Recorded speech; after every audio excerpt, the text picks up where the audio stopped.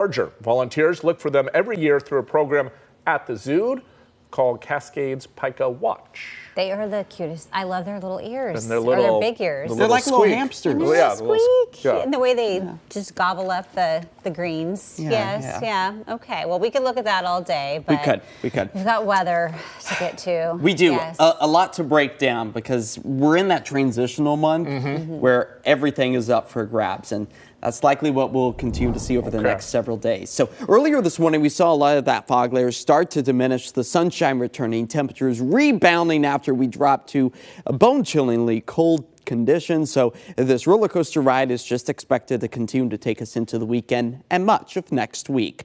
Right now, a live look out over downtown Portland as those skies are starting to open up, and we've warmed up into the low 60s with winds out the north at about 5. Our sunset tonight, 6:08. After our daytime highs have managed to climb back up to where we should be for this time of year, in towards the upper 50s and low 60s for many of us through the Willamette Valley. Much of the same found out along the coastline. But boy, was it cold to start our Thursday. Teens being observed in places like Sun River with 30s found along the I-5 corridor, dipping below the freezing mark in many cases. And that, our temperature this morning of 39 degrees here in the Rose City, marking the coldest temperature we've seen since April 18th of this year. So about 6 months ago since we've felt conditions like this, as the cloud coverage is still remaining overhead at the finest levels. And we are expecting to see another round of cold temperatures for many of us through the I-5 corridor. Again, this is going to exclude the Portland, Vancouver metro area. Only expecting to fall back into the low 40s in many cases.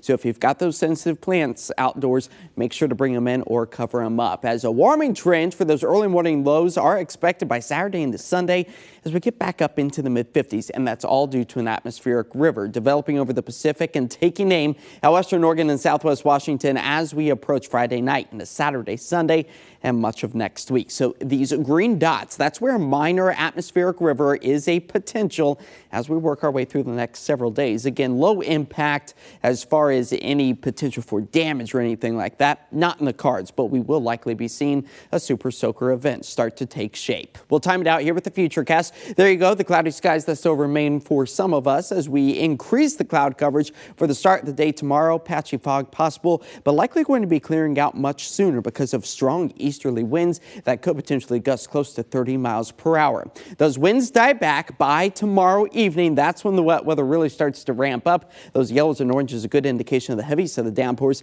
And then we stay with the persistent on again, off again rain showers as we work our way through Saturday into Sunday and even the beginning of next week. That's where our rain gauges are long forecasted models expecting to near about 1 inch to 1.5 inches for the I-5 corridor. As snow elevation levels are expected to dip down to about 4,000 feet. Significant mountain snow expected as we work our way into the final week of October. Tonight here in the city, 42 degrees. That's where we expect to fall to with increasing clouds. Tomorrow it will be breezy out there with the temperature ending up at about 66 degrees thanks to those easterly winds. But if it's trash day tomorrow, make sure your cans are secured along the curb as we see those gusts near about 30 to 35 miles per hour tomorrow morning. By the afternoon, about 25 miles per hour.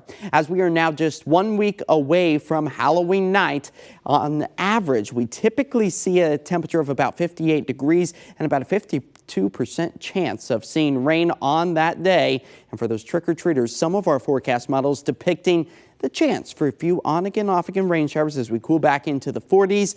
So maybe have a plan B set up, but it's still going to time out over the next week, so we'll be keeping a close eye on that. But before we get to Halloween, expecting to see those temperatures warm over the next several days. Rain showers ramp up Friday night into the weekend through much of next week. Daytime highs for the final week of October in the mid-50s, which is average for this time of year. All right. Not crazy about the 100% rain. 100% I know. rain. 90%. It's going to be a wet weekend. A very wet week. Prepare, Todd. Okay. Yes, mentally. Okay. I'll do it right now. This weekend, the #1